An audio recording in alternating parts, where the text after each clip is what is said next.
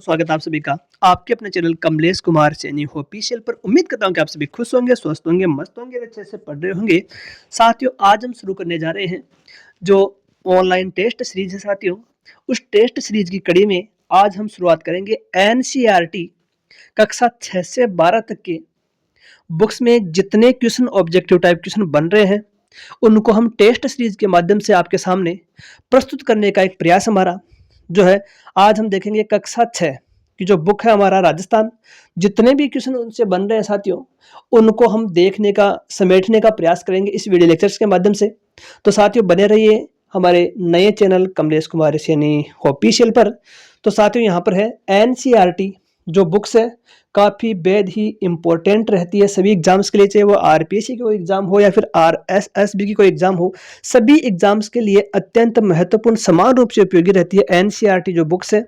तो साथियों, NCERT books हैं, उनमें से कौन कौन से क्वेश्चन बन रहे हैं साथियों, इम्पोर्टेंट जो क्वेश्चन है साथियों, कितने क्वेश्चन बन सकते हैं, टॉपिक वाइज है, क्लास वाइज, टॉपिक वाइज, उनका हम है यहाँ पर आपके सामने विश्लेषण करेंगे। तो साथियों, बने रहिए हमारे चैनल के ऊपर और प्लेलिस्ट पर जाकर के विजिट आप कर सकते हो। वहाँ पर आपको है कक्षा वाइज है, आपको लेसन वाइज है, टॉपिक वाइज आपको है, वहाँ पर क्वेश्चन आपको मिल जाएंगे, सभी का सार संग्रह आपको प्राप्त हो जाएगा। तो साथियों, पसंद आए यदि आपको ये वीडियो लेक्चर्स, हमारा प्रयास, हमारी मेहनत, तो वीडियो को लाइक, कमेंट, शेयर और हाइप अवश्य कीजिए। चैनल पर पहली बार विजिट कर रहे हो तो चैनल को सब्सक्राइब और बेल आइकन को प्रेस करना ना भूलिए। साथियों, यूट्यूब का एक एल्गोरिदम होता है जिसके अंतर्गत जिस वीडियो पर लाइक्स अधिक आते हैं, कमेंट्स अधिक आते हैं, उस वीडियो को क्या है यूट्यूब अधिकतम लोगों तक सर्कुलेट करता है, अधिकतम लोगों तक पहुँचाता है। साथियों, तो आप भी हमारा सहयोग कर सकते हो वीडियो को लाइक, कमेंट, शेयर और हाइप करके, चैनल को सब्सक्राइब और बेल आइकन को प्रेस करके। तो दोस्तों, हमारा राजस्थान जो बुक है कक्षा 6 वस्तुनिष्ठ प्रश्नोत्तरी, तो क्वेश्चन नंबर 1। तो साथियों देखिए, हर एक क्वेश्चन है उसके चारों ऑब्जेक्ट हम बोलेंगे, चारों जो ऑप्शन में हम बोलेंगे क्वेश्चन, उसके बाद में ऑप्शन, उसके बाद में है उसका आंसर बताएंगे। तो लगभग आपको 20, 25 या 30 सेकंड का समय मिलेगा। आप हर एक क्वेश्चन जैसे मैं बोलता हूं तो आप बिल्कुल इतना कर सकते हो कि कमेंट्स में जाकर के आप उसका आंसर अपनी ओर से बता सकते हो कि आपका आंसर सही है या गलत, उसका सेल्फ ऑफ एनालिसिस भी कर सकते हो।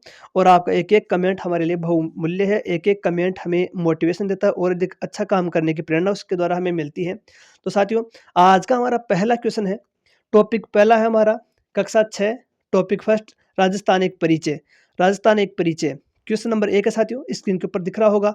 राजस्थान की कुल स्थलीय सीमा की लंबाई क्या है? ऑप्शन नंबर 1 है 1070 किलोमीटर, ऑप्शन 2 है 3,42,946 किलोमीटर, ऑप्शन नंबर 3 है 5,920 किलोमीटर, ऑप्शन नंबर 4 है 4,950 किलोमीटर। तो साथियों, कमेंट सेक्शन में जाइए और इसका आंसर बताने का प्रयास कीजिए कि इसका सही आंसर क्या होगा। तो इसका सही आंसर है साथियों, ऑप्शन है इसका, ऑप्शन नंबर 3 है 5,920 किलोमीटर राजस्थान की कुल स्थलीय सीमा की लंबाई हो जाती है।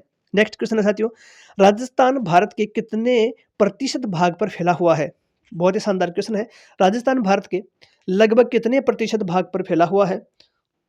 तो ऑप्शन नंबर 1 है 61.11%, ऑप्शन नंबर 2 है 10.41%, ऑप्शन नंबर 3 है 15.91%, ऑप्शन नंबर 4 है 9.99%। तो इसका सही आंसर क्या होगा? सभी को कमेंट सेक्शन में जाना है, कमेंट अवश्य कर देना है साथियों, इसका सही आंसर क्या होगा।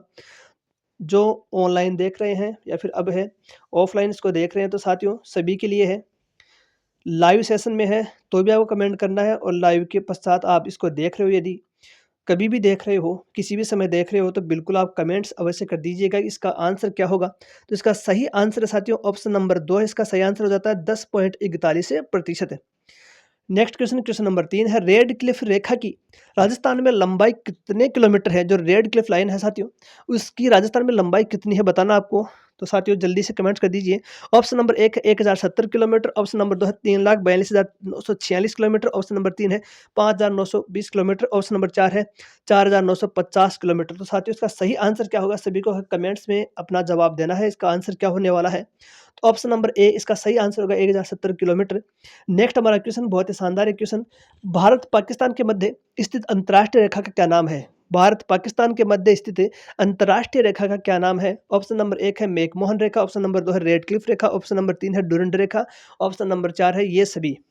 तो इसका सही आंसर क्या होगा, सभी को कमेंट्स बॉक्स में जाना है, कमेंट सेक्शन में जाकर के इसका आंसर लिख दीजिए सभी। जल्दी जल्दी। तो साथियों इसका सही आंसर होने वाला है option number 2 red Cliff. Next question, question number 5, Bharat में वर्तमान में कितने राज्य हैं?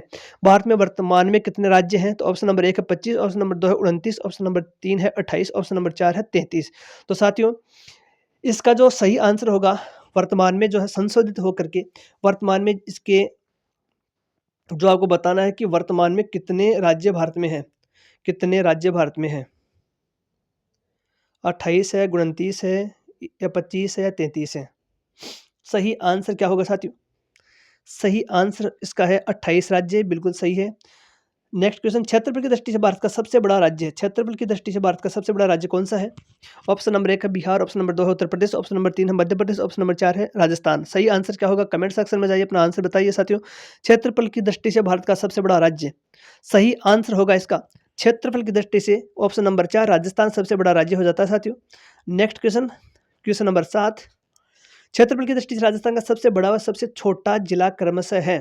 क्षेत्रफल की दृष्टि से राजस्थान का सबसे बड़ा व सबसे छोटा जिला कौन सा है? ऑप्शन नंबर 1 है जयपुर सिरोही, ऑप्शन नंबर 2 है धौलपुर जैसलमेर, ऑप्शन नंबर 3 है जोधपुर सिरोही, ऑप्शन नंबर 4 है जैसलमेर धौलपुर। सही आंसर क्या होगा साथियों? क्षेत्रफल की दृष्टि से राजस्थान का सबसे बड़ा व सबसे छोटा जिला कौन सा? तो ऑप्शन नंबर 4 है जैसलमेर धौलपुर सबसे बड़ा व सबसे छोटा जिला। वर्तमान में जैसलमेर सबसे बड़ा है और खैरथल तिजारा सबसे छोटा। नेक्स्ट क्वेश्चन, क्वेश्चन है साथियों भौगोलिक दृष्टि से राजस्थान की भारत के उत्तर पश्चिम भाग में अवस्थिति है। बहुत ही शानदार क्वेश्चन है कि भौगोलिक दृष्टि से राजस्थान की भारत के उत्तर पश्चिमी भाग में अवस्थिति क्या है? मतलब कि इसका अक्षांशीय व देशांतर विस्तार आपको बताना, कंफ्यूजन होने की आवश्यकता है नहीं। पूछ क्या रहा है आपसे कि भौगोलिक दृष्टि से राजस्थान की भारत के उत्तर पश्चिम में क्या अवस्थिति है, कि उत्तर पश्चिम में राजस्थान कहाँ पर स्थित है, कहाँ पर बसा हुआ है। तो इसका सही आंसर क्या होगा? बिल्कुल कमेंट बॉक्स में जाकर के आपको आंसर देना। 23 डिग्री 3 मिनट है उत्तरी अक्षांश से, 30 डिग्री 12 मिनट उत्तरी अक्षांश से, 69 डिग्री 30 मिनट से, 78 डिग्री 17 मिनट पूर्वी देशांतर। तो साथियों इसमें सही जो आंसर है ऑप्शन नंबर 1 सही आंसर हो जाता है साथियों। नेक्स्ट क्वेश्चन, विश्व का सबसे बड़ा महाद्वीप कौन सा है? विश्व का सबसे बड़ा महाद्वीप कौन सा है? ऑप्शन नंबर 1 है दक्षिण America, option number 2 Asia, option number 3 है उत्तरी अमेरिका और ऑप्शन नंबर 4 है यूरोप। सबसे बड़ा महाद्वीप कौन सा है? कमेंट्स करके बताइए। एकदम इजी सा क्वेश्चन है साथियों, सभी को इसका आंसर आना चाहिए। तो ऑप्शन नंबर 2 है एशिया। क्वेश्चन नंबर 10 है राजस्थान की भारत में स्थिति अवस्थिति है। राजस्थान की भारत में स्थिति अवस्थिति है मतलब कि राजस्थान भारत में कहाँ स्थित है, कौन सी दिशा में है? ऑप्शन नंबर ए है उत्तर पश्चिम में, ऑप्शन नंबर 2 है उत्तर पूर्व में, ऑप्शन नंबर 3 है दक्षिण पश्चिम में, ऑप्शन नंबर 4 है पूर्व पश्चिम में। सही आंसर है, कमेंट सेक्शन में जाना, सही आंसर बताने का प्रयास करना सभी को। तो साथियों बताइए जल्दी से इसका सही आंसर क्या होगा? बिल्कुल ईजी सा क्वेश्चन है, सभी को इसका आंसर आना अनिवार्य है। तो इसका सही आंसर क्या होगा? इसका सही आंसर क्या होगा? सभी को इसका आंसर देना साथियों। ऑप्शन नंबर 1 है उत्तर पश्चिम में, उत्तर पश्चिम में। लेसन नेक्स्ट क्वेश्चन है क्वेश्चन नंबर 11, कोटा बूंदी बारा झालावाड़ किस संभाग में स्थित है?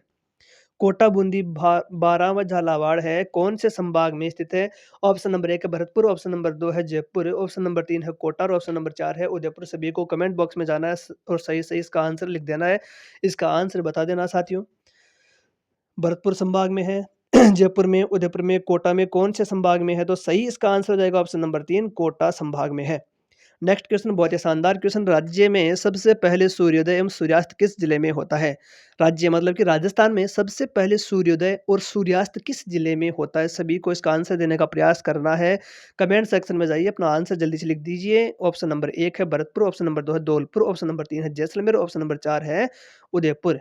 सबसे पहले सूर्योदय कहाँ होता है, सूर्यास्त कहाँ होता है? कि जहाँ पर सबसे पहले सूर्योदय होगा वहीं पर सबसे पहले सूर्यास्त होगा। सबसे पहले सूर्य कहाँ पर दिखेगा वहीं सबसे पहले अस्त भी होगा। तो साथियों सबसे पहले सूर्य कहाँ उगता है? पूर्व में। सबसे पूर्व में कौन सा है? धौलपुर। तो ऑप्शन नंबर 2 है धौलपुर, इसका सही आंसर है हो जाता है। नेक्स्ट क्वेश्चन बहुत ही शानदार क्वेश्चन, राज्य में सबसे बाद में सूर्योदय एवं सूर्यास्त किस जिले में होता है?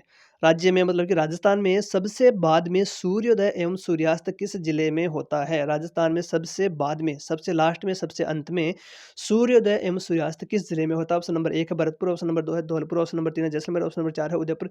सही आंसर कमेंट सेक्शन में जाना है, सभी को आंसर इसका लिखना है। क्या इसका सही आंसर होगा? सभी क्वेश्चन है मोस्ट इम्पोर्टेंट क्वेश्चन है, क्योंकि एनसीईआरटी सार संग्रह है जो आपकी बुक्स चलती है कक्षा 6 से लेकर के 12 तक विद्यालयों में, स्कूलों में, उसका हम सार संग्रह आपके सामने रख रहे हैं। इम्पोर्टेंट जितने क्वेश्चन बन सकते हैं टॉपिक वाइज और क्लास वाइज, उनका संग्रह आपके सामने है साथियों। एनसीईआरटी सार संग्रह और आपके सामने चल रही है हमारी टेस्ट सीरीज, जो कि कौन सी है? NCERT test series. Very important, Rajasthan और भारत सरकार की सभी भर्ती परीक्षाओं के लिए अत्यंत महत्वपूर्ण। राजस्थान सरकार की सभी भर्ती परीक्षाएं, चाहे वह आरपीएससी की कोई एग्जाम हो या फिर आरएसएसबी की कोई एग्जाम हो, सभी एग्जाम्स के लिए अत्यंत महत्वपूर्ण ब्रह्मास्त्र का काम करेगी और रामबाण सिद्ध होगी आपके लिए सफलता में। तो साथियों, बिल्कुल आपको अप्रिशिएट करना चाहिए हमारी मेहनत को, कि आपके सामने हम इतना अच्छा कंटेंट लेकर आ रहे हैं और हमारा सहयोग कर सकते हो। चैनल को अभी तक सब्सक्राइब नहीं किया तो ईमानदारी से सब्सक्राइब और बेल आइकन को प्रेस अवश्य कर लेना है, और इस वीडियो को जितना हो सके लाइक करना है। कमेंट रुकने नहीं चाहिए, कमेंट लगातार जारी रहने चाहिए। उसके अलावा है इसको शेयर अवश्य कर दीजिए, हाइप अवश्य कर दीजिए साथियों। कमेंट्स लगातार चलते रहने चाहिए जब तक वीडियो चलेगा, कमेंट्स रुकने नहीं चाहिए। एक एक क्वेश्चन का आंसर आपको देना है। तो इसका सही आंसर क्या होगा? सही आंसर होगा ऑप्शन नंबर 3 जैसलमेर। इसका सही आंसर हो जाता है साथियों कि सबसे बाद में सूर्योदय कहाँ होता है? जैसलमेर में, क्योंकि जैसलमेर सबसे पश्चिम में है, तो सबसे बाद में सूर्योदय सूर्यास्त जैसलमेर में। नेक्स्ट क्वेश्चन बहुत ही शानदार क्वेश्चन, बहुत ही तगड़ा क्वेश्चन है साथियों। राजस्थान के पड़ोसी राज्यों की संख्या कितनी है? राजस्थान के पड़ोसी राज्यों की संख्या कितनी है? राजस्थान के पड़ोसी राज्यों की संख्या बतानी है साथियों। पड़ोसी राज्य 5 है, 7 है, 8 है, 4 है। इसका सही आंसर बताना है, पड़ोसी राज्यों की संख्या कितनी है? कमेंट सेक्शन में जाइए, इसका आंसर जल्दी से बता दीजिए। राजस्थान के पड़ोसी राज्यों की संख्या कितनी है? तो साथियों, सही आंसर होगा इसका ऑप्शन नंबर 1 5। 5 है साथियों। पंजाब है, हरियाणा है, यूपी है, एमपी है, गुजरात है। पड़ोसी राज्य 5, राजस्थान के पड़ोसी राज्य 5। नेक्स्ट क्वेश्चन बहुत ही शानदार। लेसन नंबर 2 स्टार्ट होता है, राजस्थान का इतिहास। राजस्थान का इतिहास हमारा लेसन है, लेसन नंबर 2। क्वेश्चन नंबर 1 इसका है, मत्स्य जनपद की राजधानी थी। जो मत्स्य जनपद था, प्राचीन काल में जो जनपद हुआ करते थे साथियों, तो वहां पर मत्स्य जनपद था, उसकी राजधानी क्या थी बताना आपको सभी को। कमेंट सेक्शन में जाना, आंसर इसका बताने का प्रयास करना है। Alwar option number 1, option number 2 ढूढ़ाड़ है, ऑप्शन नंबर 3 विराटनगर है, ऑप्शन नंबर 4 सिवी है। मत्स्य जनपद की राजधानी क्या थी, सभी को बताना है। इसका आंसर, सही आंसर क्या होगा? मत्स्य जनपद की राजधानी थी। बहुत ही शानदार क्वेश्चन। तो साथियों, मत्स्य जनपद है, उसकी राजधानी है ऑप्शन नंबर इसमें 3 विराटनगर। इसका सही आंसर हो जाने वाला है। कोटा बूंदी का क्षेत्र क्या कहलाता है? या कोटा बूंदी का क्षेत्र कहलाता है? कोटा बूंदी का क्षेत्र कहलाता है। Option number 1 Shekhawati, option number 2 है मालवा, ऑप्शन नंबर 3 है वागड़, ऑप्शन नंबर 4 है हाड़ौती। कोटा बूंदी का क्षेत्र क्या कहलाता है? इसका सही आंसर देना साथियों सभी को। सही आंसर बताना है, कोटा बूंदी का क्षेत्र क्या कहलाता है? कोटा बूंदी का क्षेत्र क्या कहलाता है? सही आंसर बताना। ऑप्शन नंबर यहाँ पर है 4, सही आंसर इसका हो जाता है हाड़ौती। हाड़ौती। नेक्स्ट क्वेश्चन है, ब्यावर अजमेर का क्षेत्र क्या कहलाता है? अजमेर ब्यावर का क्षेत्र क्या कहलाता है? ऑप्शन नंबर 1 है शेखावाटी, ऑप्शन नंबर 2 है मालव, ऑप्शन नंबर 3 है वागड़, ऑप्शन नंबर 4 है मेरवाड़ा। सभी को कमेंट सेक्शन में जाना है और उसका आंसर देने का प्रयास करना है कि आपका आंसर सही हो रहा है या गलत हो रहा है, आपकी तैयारी किस प्रकार से चल रही है। इसका हमारा जो मेन जो मोटिव है, अपनी तैयारी को परखना और आपके सामने एनसीईआरटी जो बुक्स है उनका सार संग्रह की कितने क्वेश्चन उनसे बन सकते हैं, किस प्रकार के क्वेश्चन बनेंगे, तो आपके लिए काफ़ी फ़ायदेमंद सिद्ध होगा। ये जो है टेस्ट सीरीज़ है, इसके द्वारा आप सेल्फ एनालिसिस भी कर सकते हो और अपनी ओर से नया भी ऐड कर सकते हो। नई चीज़ें भी आपको सीखने को मिलेगी कि जो हमारी बुक्स है जो विद्यालय में चलती है, उनमें से जो सार संग्रह के रूप में कौन-कौन से क्वेश्चन बन रहे हैं, किस प्रकार के क्वेश्चन बन सकते हैं और सीधे ही एग्ज़ाम में यहाँ से पूछ लिया जाता है। यहीं से पेपर आपका बनता है, कोई भी एग्ज़ाम हो, चाहे आरपीएससी की कोई एग्ज़ाम हो या आरएसएसबी की कोई एग्ज़ाम हो।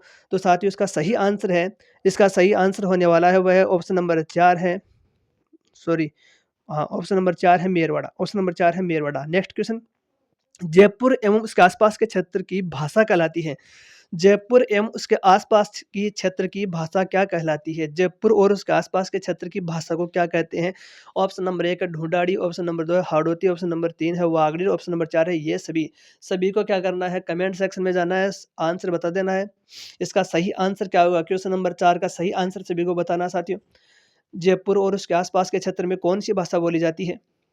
तो इसका सही आंसर आसानी से बता दोगे, किसी प्रकार की दिक्कत का सामना नहीं करना पड़ेगा। और साथियों, इस सेशन को लेने से आपका कॉन्फिडेंस काफ़ी डेवलप होगा, क्योंकि एनसीईआरटी सार संग्रह हम आपके सामने रख रहे हैं। इसके द्वारा आप अपना सेल्फ एनालिसिस कर सकते हो और कॉन्फिडेंस अपना डेवलप कर सकते हो। नया कुछ सीखने को आपको बहुत कुछ मिलने वाला है।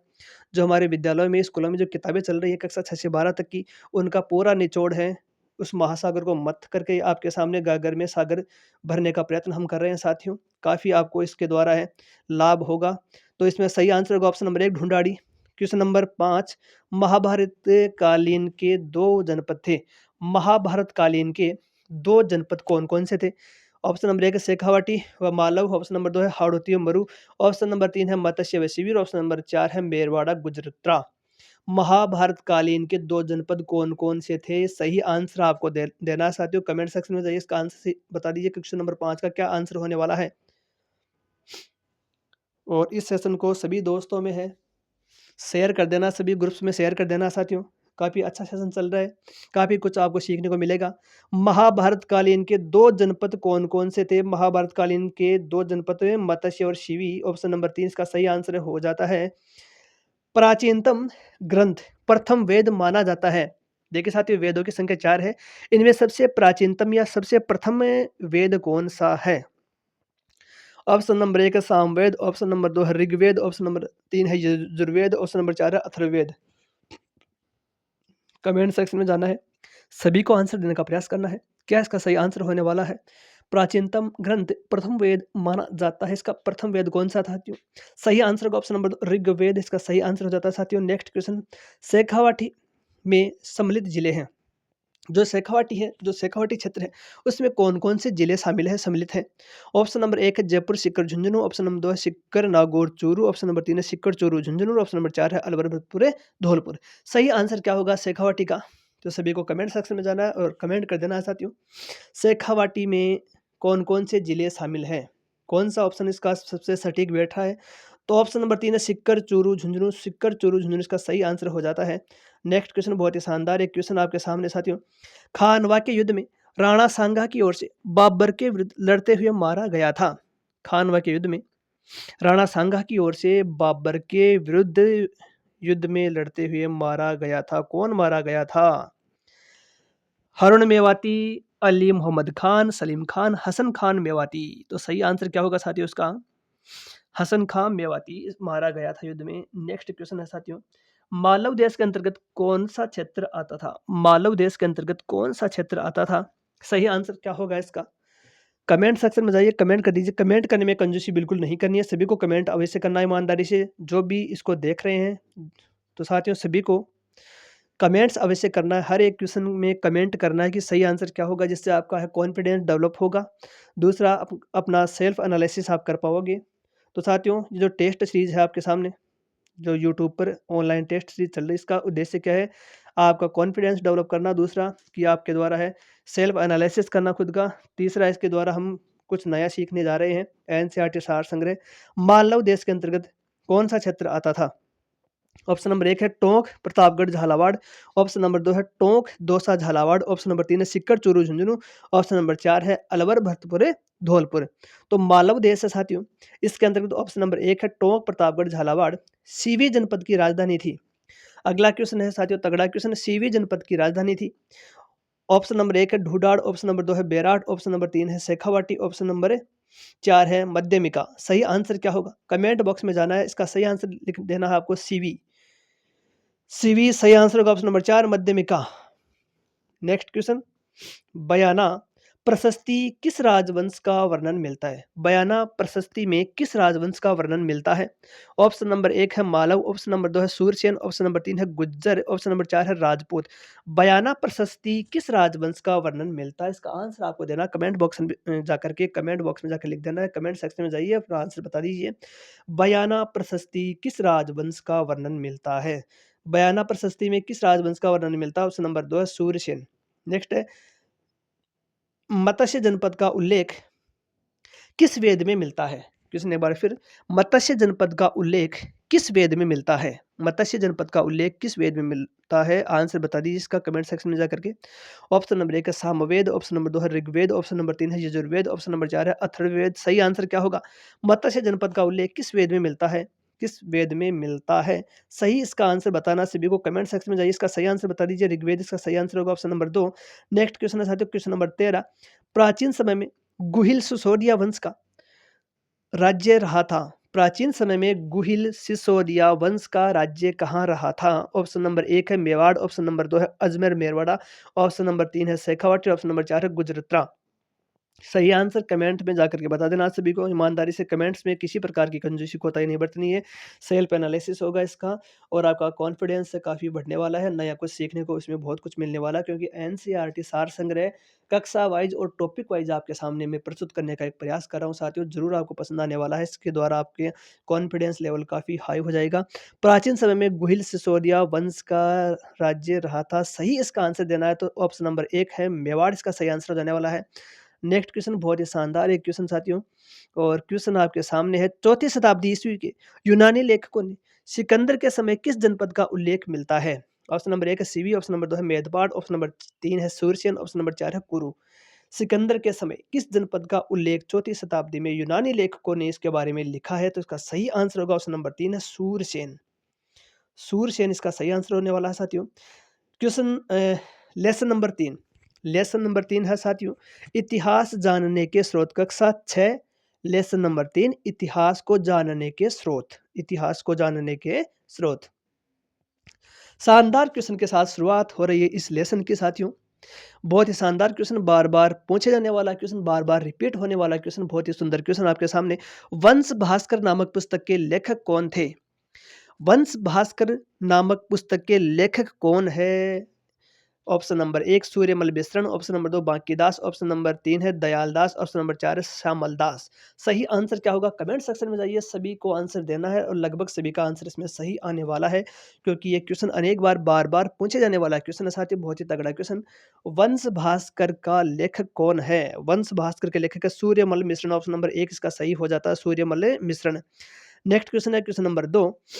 पृथ्वीराज विजय नामक महाकाव्य के लेखक कौन है? ये भी शानदार क्वेश्चन है साथियों। पृथ्वीराज विजय के लेखक कौन है? पृथ्वीराज विजय के लेखक कौन है? ऑप्शन नंबर 1 है सूर्यमल मिश्रण, ऑप्शन नंबर 2 है जयानक, ऑप्शन नंबर 3 है दयाल दास, ऑप्शन नंबर 4 है श्यामल दास।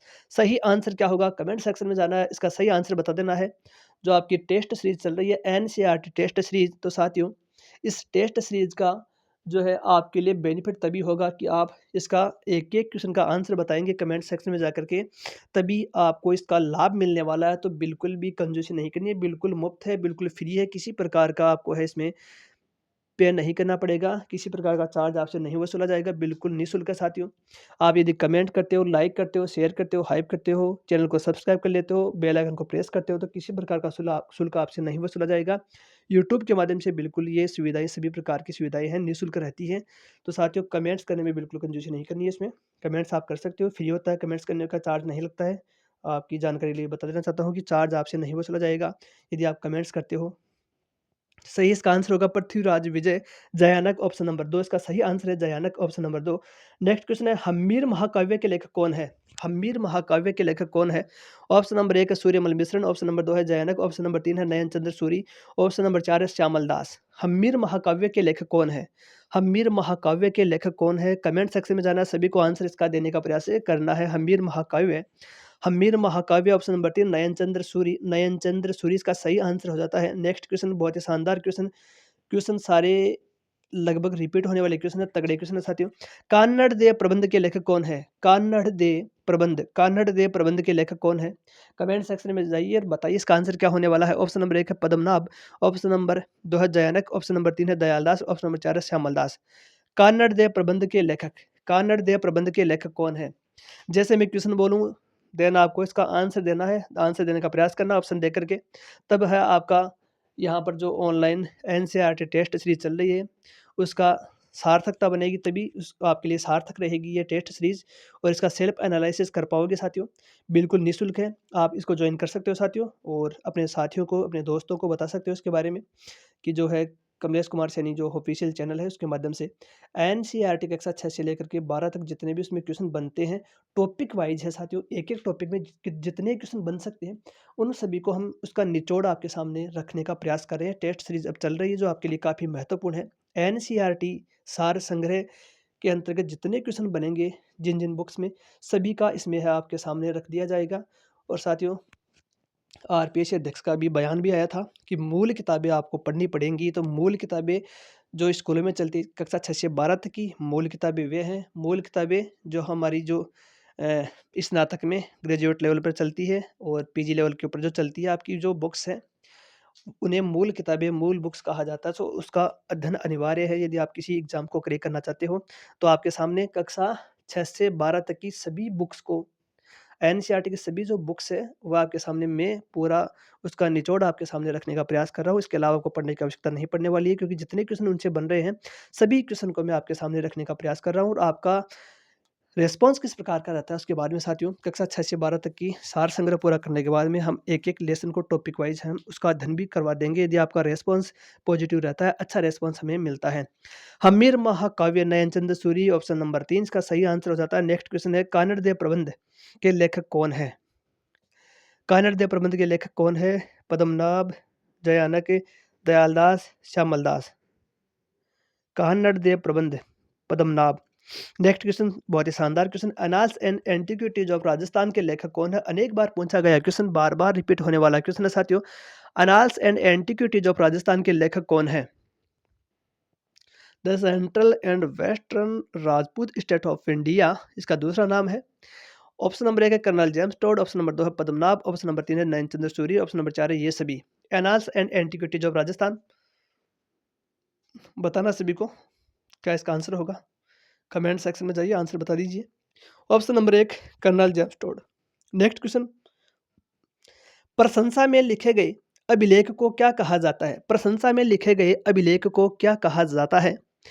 ऑप्शन नंबर 1 है प्रशस्ति, ऑप्शन नंबर 2 है उत्खनन, ऑप्शन नंबर 3 है स्तंभलेख, ऑप्शन नंबर 4 है ताम्रपत्र। प्रशंसा में लिखे गए जो लेख है उन्हें क्या कहा जाता है? तो साथियों इन्हें प्रशस्ति कहा जाता है। ऑप्शन नंबर 1 है प्रशस्ति, उन्हें प्रशस्ति कहा जाता है। प्रशस्ति कहा जाता है। और ये नया लेसन है, लेसन नंबर 4, राजस्थान में प्राचीन सभ्यता स्थल। राजस्थान में प्राचीन सभ्यता स्थल पहला क्वेश्चन है साथियों, कालीबंगा किस जिले में स्थित है? तगड़ा क्वेश्चन है साथियों, अनेक बार पूछा गया क्वेश्चन, कालीबंगा से संबंधित क्वेश्चन बहुत सारे एग्जाम्स में आते हैं बार बार। तो कालीबंगा किस जिले में स्थित है? सभी को कमेंट सेक्शन में जाना है और इसका आंसर बताना है साथियों। एनसीईआरटी टेस्ट सीरीज है, उसका मतलब है महत्व तभी निकलेगा जब आप है कमेंट्स में आंसर लिखोगे, तभी आप सेल्फ एनालिसिस कर पाओगे अपना कि हमें कितने क्वेश्चन हमारे सही हो रहे हैं, कितने गलत हो रहे हैं, हम किस प्रकार से, हमारा व्यूह नज़रिया क्या है इसके प्रति साथियों। तो आपको सीखने को मिलेगा। यदि आपको गलत भी होता है आंसर तो आपको बहुत कुछ सीखने को मिलेगा। सही आंसर है और बिल्कुल सटीक दिमाग में बैठ जाएगा। कालीबंगा किस जिले में स्थित है? ऑप्शन नंबर 1 है जयपुर, ऑप्शन नंबर 2 है बीकानेर, ऑप्शन नंबर 3 है गंगानगर, ऑप्शन नंबर 4 है हनुमानगढ़। कालीबंगा किस जिले में स्थित है? ऑप्शन नंबर 4 हनुमानगढ़ इसका सही आंसर हो जाएगा। हनुमानगढ़ जिले में कालीबंगा स्थित है। और क्वेश्चन नंबर 2 है साथियों, अशोक का भाब्रू शिलालेख कहाँ से प्राप्त हुआ है?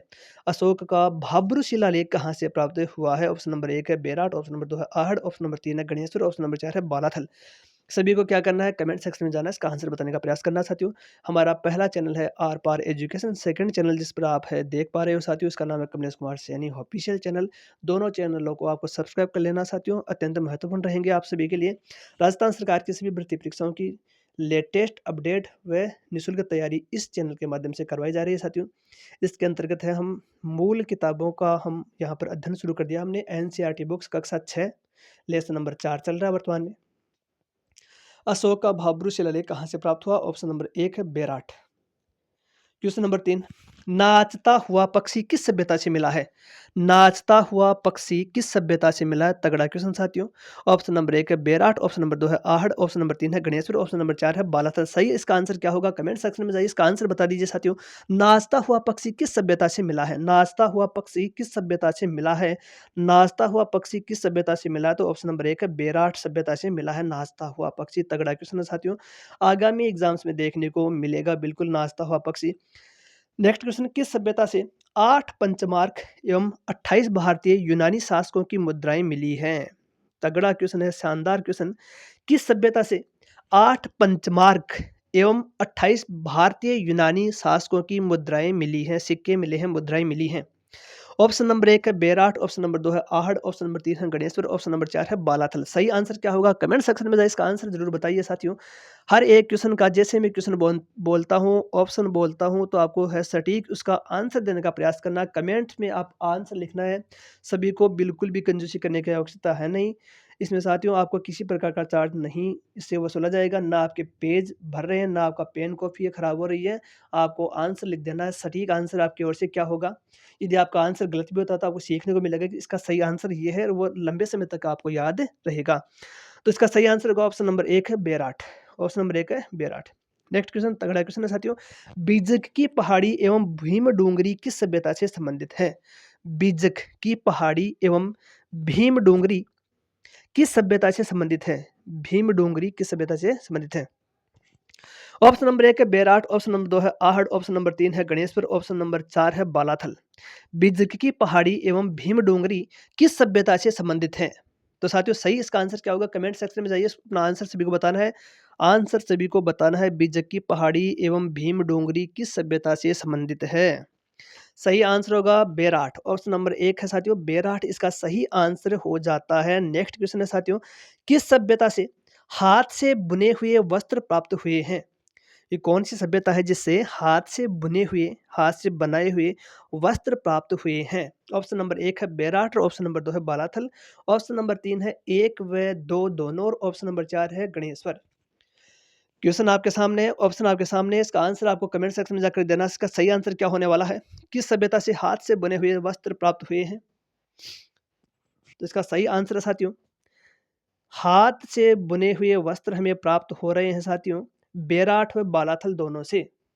बेराट सभ्यता से भी और बालाथल सभ्यता दोनों से ही हाथ से बुने हुए वस्त्र प्राप्त हो रहे हैं, प्राप्त हुए हैं। नेक्स्ट क्वेश्चन तगड़ा क्वेश्चन, बहुत ही शानदार एक क्वेश्चन आपके सामने। ताम्र संचय संस्कृति कहा जाता है? ताम्र संचय संस्कृति किसे कहा जाता है? ताम्र संचय संस्कृति। ये ऑप्शन नंबर 1 है कालीबंगा, ऑप्शन नंबर 2 है रेड, ऑप्शन नंबर 3 है गणेश्वर, ऑप्शन नंबर 4 है बालाथल। इसका सही आंसर क्या होगा? कमेंट सेक्शन में जाइए, इसका आंसर बता दीजिए। ताम्र संचय संस्कृति किसे कहा जाता है? ताम्र संचय संस्कृति, ऑप्शन नंबर 3 यहाँ पर गणेश्वर इसका सही आंसर होने वाला है। गणेश्वर सभ्यता जो कि नेमका थाना सीकर में रिलेटेड है साथियों। ऑप्शन इसका सही है, option number 3। Next question, question number 8। सर्वप्रथम किस धातु का प्रयोग किया गया? सबसे पहले किस धातु का प्रयोग किया गया? सर्वप्रथम किस धातु का प्रयोग किया गया? तगड़ा क्वेश्चन है साथियों। ऑप्शन नंबर 1 है लोहा, ऑप्शन नंबर 2 है सोना, ऑप्शन नंबर 3 है चांदी, ऑप्शन नंबर 4 है तांबा। सबसे पहले किस धातु का प्रयोग किया गया मनुष्य के द्वारा? सबसे पहले किस धातु का प्रयोग किया गया था? लोहा, सोना, तांबा, चांदी। सही आंसर होने वाला है इसका ऑप्शन नंबर है 4 तांबा। तांबा का सबसे पहले प्रयोग अनेक बार पूछा गया क्वेश्चन। सर्वप्रथम तांबा धातु का प्रयोग मनुष्य ने किया था, तांबा का प्रयोग सबसे पहले किया गया।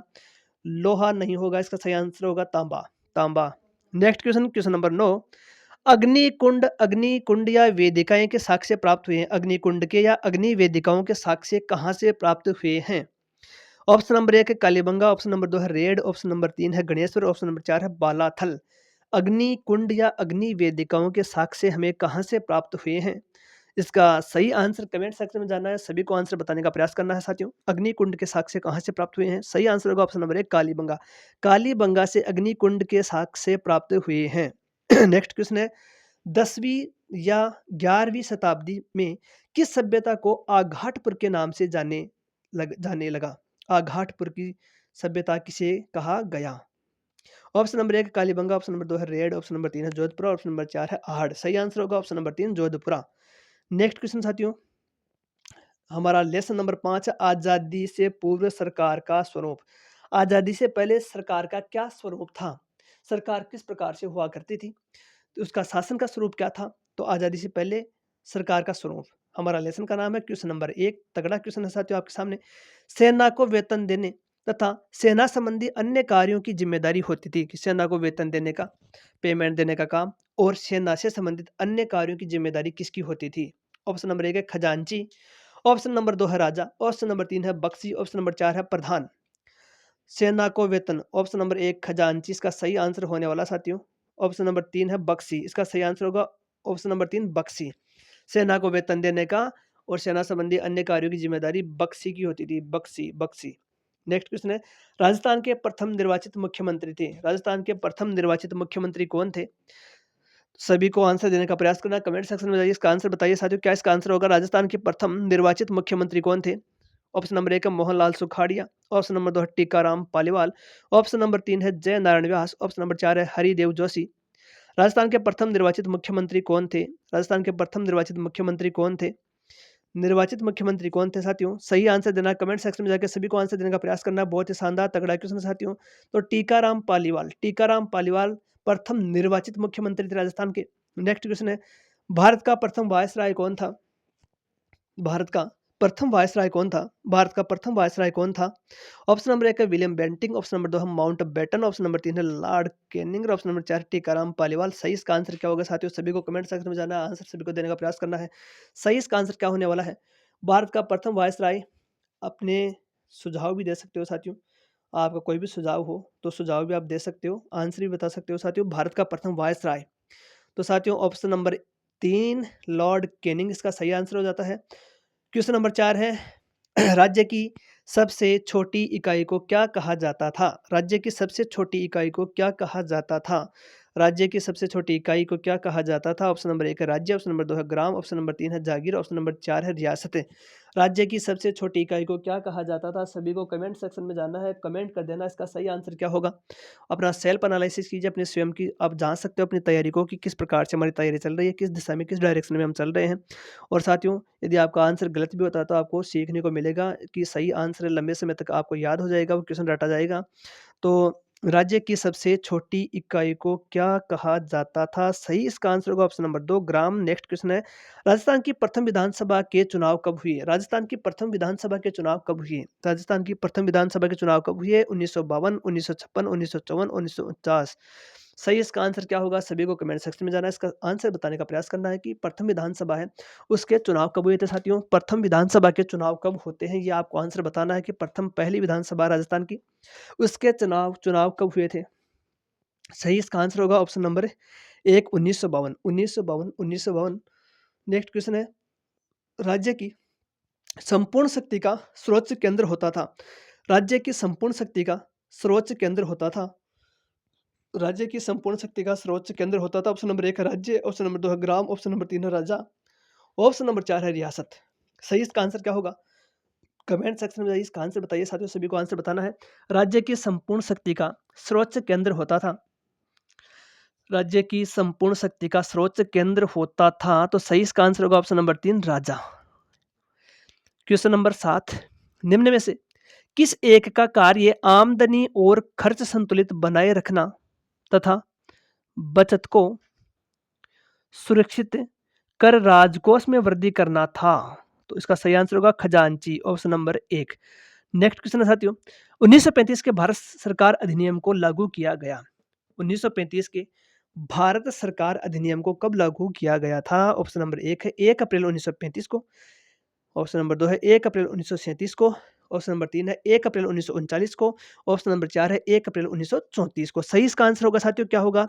सभी को कमेंट्स कर देना है, आंसर बताने का प्रयास सभी को करना है साथियों। तो इसका सही आंसर क्या होगा? इसका सही आंसर क्या होगा सभी को बताना साथियों। तो सही आंसर होगा इसका ऑप्शन नंबर 2 1 अप्रैल 1937 को, 1 अप्रैल 1937, 1 अप्रैल 1937। वह पत्र जिसमें शासक द्वारा प्रदान की गई जागीर का उल्लेख होता था क्या कहलाता था? कि वह पत्र जिसमें शासक द्वारा प्रदान की गई जागीर का उल्लेख होता था उसे क्या कहा जाता था? जागीर पट्टा, मनसबदारी, ग्राम, परगना। 4 ऑप्शन आपके सामने है, क्वेश्चन आपके सामने है, आंसर आपको बता देना है। कमेंट सेक्शन में जाइए, अपना आंसर बताइए कि आंसर क्या होने वाला आपके अनुसार, कि वह पत्र कौन सा है जिसमें शासक के द्वारा प्रदान की गई जागीर का उल्लेख होता था। तो साथियों सभी को आंसर बताना। ऑप्शन नंबर 1 है जागीर पट्टा, जागीर पट्टा। और ये आपका लेसन नंबर 6, राजस्थान के भौतिक स्वरूप, राजस्थान के भौतिक स्वरूप। Question number 1, physical division of Rajasthan, Rajasthan के भौतिक स्वरूप, राजस्थान के भौतिक विभाग, राजस्थान के भौतिक प्रदेश है। निम्नलिखित में से कौन-सा भौतिक प्रदेश राजस्थान में स्थित नहीं है? तगड़ा क्वेश्चन है साथियों। निम्नलिखित में से कौन-सा भौतिक प्रदेश राजस्थान में स्थित नहीं है? आपको बताना है, नहीं है मतलब कि कौन-सा भौतिक प्रदेश राजस्थान में नहीं है? ऑप्शन नंबर 1 है अरावली पर्वत, ऑप्शन नंबर 2 है पूर्वी मैदान, ऑप्शन नंबर 3 है थार का मरुस्थल, ऑप्शन नंबर 4 है हिमालय पर्वत। तो साथियों सही आंसर क्या होगा? सभी को आंसर बताना है, कमेंट सेक्शन में जाइए आंसर बताइए साथियों। सभी का आंसर सही होना चाहिए लगभग। तो ऑप्शन नंबर 4 इसका सही आंसर होगा हिमालय पर्वत। हिमालय पर्वत राजस्थान में नहीं है, राजस्थान का भौतिक प्रदेश नहीं है हिमालय। नेक्स्ट क्वेश्चन है, अरावली पर्वतमाला की सबसे ऊंची चोटी कौन सी है? अरावली पर्वतमाला की सबसे ऊंची चोटी कौन सी है? ऑप्शन नंबर 1 है गुरु शिखर, ऑप्शन नंबर 2 है माउंट एवरेस्ट, ऑप्शन नंबर 3 है जरगा और ऑप्शन नंबर 4 है कंचनजंगा। अरावली पर्वतमाला की सबसे ऊंची चोटी कौन सी है और इसकी ऊंचाई कितने मीटर है ये भी लिख देना है और कहाँ पर है ये भी लिख देना है, कौन से जिले में आती है अरावली पर्वतमाला की सबसे ऊंची चोटी। और एक चीज और बताइए साथियों, इसका सही आंसर होगा गुरु शिखर। गुरु शिखर को संतों का शिखर किसने कहा था? गुरु शिखर को संतों का शिखर किसने कहा था? गुरु शिखर को संतों का शिखर किसने कहा था ये आपको बताना सभी को। गुरु शिखर को संतों का शिखर किसने कहा था? गुरु शिखर को संतों का शिखर किसने कहा था? सभी को आंसर देने का प्रयास करना है। संतों का शिखर सही आंसर होगा इसका colonel James Tod. Next question है, रेत के टीले जो हवा के साथ अपना स्थान बदल देते हैं क्या कहलाते हैं? रेत के टीले जो हवा के साथ अपना स्थान बदल देते हैं क्या कहलाते हैं? ऑप्शन नंबर 1 है बीहड़, ऑप्शन नंबर 2 है दोहरे, ऑप्शन नंबर 3 है बंजर, ऑप्शन नंबर 4 है उत्खात भूमि। रेत के टीले जो हवा के साथ अपना स्थान बदल देते हैं क्या कहलाते हैं? कमेंट सेक्शन में जाना, सभी को आंसर देने का प्रयास करना। बहुत ही तगड़ा, बहुत ही शानदार एक क्वेश्चन है साथियों। तो साथियों आपके सामने एनसीईआरटी टेस्ट सीरीज चल रही है कक्षा 6। कक्षा 6 में लेसन वाइज एक एक टॉपिक को हमने खंगाला है, एक एक टॉपिक से जितने क्वेश्चन बन रहे हैं आपके सामने रखने का प्रयास कर रहा हूं साथियों। एनसीईआरटी टेस्ट सीरीज आपके सामने साथियों। एनसीईआरटी टेस्ट सीरीज के अंतर्गत आज है कक्षा 6। कक्षा 6 में एक एक टॉपिक वाइज जितने क्वेश्चन बन रहे हैं, इंपॉर्टेंट मोस्ट जो इंपॉर्टेंट क्वेश्चन है जो एग्जाम में आने की जिनकी संभावना रहती है साथियों, उन सभी क्वेश्चनों को आपके सामने रखने का प्रयास। तो साथियों सुझाव आमंत्रित है, आपके सुझाव दे सकते हो। आपको कैसा लग रहा है? इसके द्वारा आपको कुछ भी नया सीखने को मिला है? इसके द्वारा थोड़ा सा भी यदि आपका ज्ञान अर्जन या ज्ञानवर्धन हुआ है तो चैनल को सब्सक्राइब और बेल आइकन को प्रेस अवश्य कीजिए। बेल आइकन जो घंटी का निशान है उसको दबाना साथियों, घंटी को दबाना सभी को। घंटी को दबाओगे तभी आपको मालूम चलेगा कि हमारा नई लाइव क्लास चल रही है, नया वीडियो हमने अपलोड किया है या फिर उसमें पोस्ट के माध्यम से कोई सूचना डाली है। भारत व राजस्थान सरकार की एग्ज़ाम अपडेट है, वह पोस्ट के माध्यम से डालेंगे। इसके अलावा डेली क्विज हम पोस्ट के माध्यम से डालते हैं साथियों। पोस्ट में जाकर के आप है क्विज को भी ज्वाइन कर सकते हो। तो नोटिफिकेशन तभी प्राप्त होगा जब आप घंटी के निशान को दबाओगे, तो घंटी को दबा देना सभी को। और वीडियो को लाइक करना है ईमानदारी से, कमेंट करने हैं, शेयर करना है, हाइप अवश्य कर देना साथियों। कमेंट तो करना है, कमेंट रुकने नहीं चाहिए। हर एक क्वेश्चन के नीचे कमेंट चाहिए आपका, ये आंसर क्या होगा, तभी इसकी सार्थकता सिद्ध होगी आपके लिए। जो हमारी टेस्ट सीरीज ऑनलाइन बिल्कुल निःशुल्क है साथियों और सभी को लाभ लेना है इसका। अरावली पर्वतमाला की सबसे ऊंची चोटी हो गया है। क्वेश्चन था क्वेश्चन नंबर 3, इसका आंसर देना आपको। इसका सही आंसर क्या होगा साथियों? तो धोरे, इसका सही आंसर होगा धोरे, दोहरा, धोरे। क्वेश्चन नंबर 4, ग्रीष्म ऋतु में चलने वाली अत्यंत गर्म धूल भरी हवाओं को कहते हैं? ग्रीष्म ऋतु में, गर्मी की ऋतु में जो अत्यंत गर्म धूल भरी हवाएं चलती है उसे क्या कहा जाता है? ऑप्शन नंबर 1 है आंधी, ऑप्शन नंबर 2 है लू, ऑप्शन नंबर 3 है गर्म हवा, ऑप्शन नंबर 4 उपरोक्त में से कोई नहीं।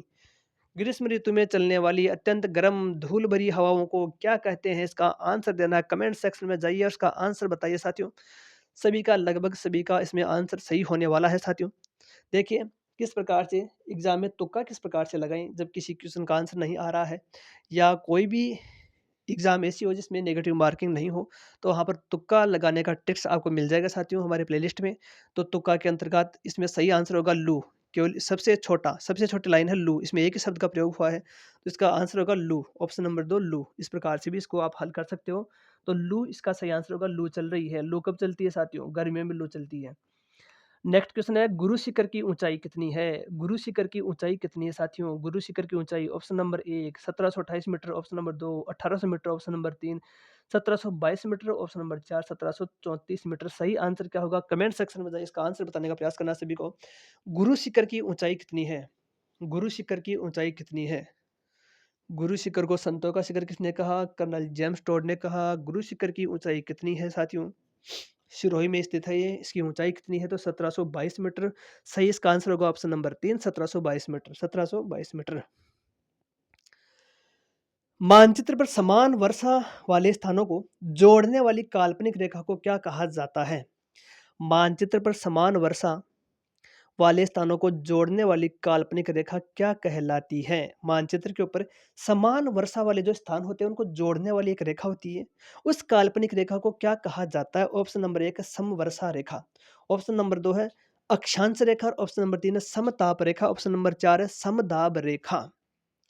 सही आंसर क्या होगा? कमेंट सेक्शन में जाना, सभी को कमेंट्स अवश्य कर देना है, तभी इसकी आपके लिए सार्थकता सिद्ध होगी, तभी आपके काम की होगी ये टेस्ट सीरीज, वरना कोई मतलब है नहीं इसका। टेस्ट सीरीज का मतलब तभी है कि आपने आंसर क्या चूज किया है। आपको सेल्फ एनालिसिस करना अपना, और अपने को और अधिक इंप्रूव करना है। तो इसका सही आंसर होगा ऑप्शन नंबर 1 है समवर्षा रेखा। नेक्स्ट क्वेश्चन है साथियों, क्वेश्चन नंबर 7, सर्वाधिक वर्षा वाला जिला कौन सा है? सर्वाधिक वर्षा वाला जिला कौन सा है? ऑप्शन नंबर 1 है जैसलमेर, ऑप्शन नंबर 2 है झालावाड़, ऑप्शन नंबर 3 है माउंट आबू, ऑप्शन नंबर 4 है डूंगरपुर। सर्वाधिक वर्षा वाला जिला कौन सा है? कमेंट सेक्शन में जाइए, अपना आंसर लिख दीजिए साथियों। माउंट आबू होगा, झालावाड़ होगा, डूंगरपुर होगा या जैसलमेर होगा। सर्वाधिक वर्षा कौन से जिले में होती है? कौन से जिले में होती है? तो इसका आंसर साथियों माउंट आबू। माउंट आबू एक जिला नहीं है साथियों, स्थान है, तो माउंट आबू इसका आंसर नहीं होगा। इसका सही आंसर होगा ऑप्शन नंबर 2 झालावाड़। झालावाड़, झालावाड़ इसका सही आंसर होगा option number 2 Jhalawar. Option number 2 Jhalawar इसका सही आंसर, ऑप्शन नंबर 2 झालावाड़ इसका सही आंसर होगा। नेक्स्ट क्वेश्चन है, सर्वाधिक वर्षा प्राप्त करने वाला स्थान कौन सा है? सर्वाधिक वर्षा प्राप्त करने वाला स्थान कौन सा है? सर्वाधिक वर्षा प्राप्त करने वाला स्थान कौन सा है? तो ऑप्शन नंबर 1 है जैसलमेर, ऑप्शन नंबर 2 है झालावाड़, ऑप्शन नंबर 3 है माउंट आबू, ऑप्शन नंबर 4 है डूंगरपुर। कि सर्वाधिक वर्षा प्राप्त करने वाला स्थान कौन सा है? इसका आंसर देना सभी को। सर्वाधिक वर्षा प्राप्त करने वाला स्थान कौन सा है? कमेंट सेक्शन में जाइए, आंसर बताइए साथियों कि सबसे अधिक वर्षा है कौन से स्थान पर होती है? झालावाड़, झालावाड़ जिला है, पहुंच रहा स्थान, स्थान आएगा इसका माउंट आबू, जो सिरोही के अंदर है माउंट आबू। ये सबसे अधिक वर्षा प्राप्त करने वाला स्थान है। सबसे अधिक वर्षा कौन से जिले में? तो झालावाड़ जिले में स्थान पहुंचे, तो माउंट आबू। सही आंसर होगा option number 3 mount Abu. Mount Abu, mount Abu इसका सही आंसर होगा साथियों, माउंट आबू। क्वेश्चन नंबर 9 है, छप्पन का मैदान कहाँ स्थित है? छप्पन का मैदान कहाँ स्थित है? बांसवाड़ा व प्रतापगढ़, बांसवाड़ा व झालावाड़, बांसवाड़ा व उदयपुर, झालावाड़ व प्रतापगढ़। सही आंसर क्या होगा? क्वेश्चन आपके सामने है, आंसर जो ऑप्शन आपके सामने है, छप्पन का मैदान कहाँ स्थित है? कमेंट सेक्शन में जाइए, अपना आंसर जरूर बताइए साथियों, इसका सही आंसर क्या होने वाला है? छप्पन का मैदान कहाँ स्थित है? छप्पन का मैदान कहाँ स्थित है? तो साथियों ऑप्शन नंबर 1 है, इसका सही आंसर होगा बांसवाड़ा प्रतापगढ़। नेक्स्ट क्वेश्चन आपके सामने, मेसा का पठार कहाँ स्थित है? मेसा का पठार कहाँ स्थित है? इसका सही आंसर बताइए साथियों, मेसा का पठार कहाँ स्थित है? ऑप्शन नंबर 1 है बांसवाड़ा, ऑप्शन नंबर 2 है उदयपुर, ऑप्शन नंबर 3 है प्रतापगढ़, ऑप्शन नंबर 4 है चित्तौड़गढ़। इसका सही आंसर क्या होगा? सभी को कमेंट सेक्शन में जाना है, इसका आंसर बताना है कि मेसा का पठार कहाँ स्थित है। मेसा का पठार कहाँ स्थित है? Option number 4 Chittorgarh. मेसा का पठार कहाँ पर है? चित्तौड़गढ़। और नया टॉपिक आपके सामने, जल संसाधन एवं संरक्षण, सभी एग्जाम्स के लिए इंपॉर्टेंट है। जल संसाधन एवं जल संरक्षण। क्वेश्चन नंबर 1, बनास किस नदी की सहायक नदी है? बनास किस नदी की सहायक नदी है?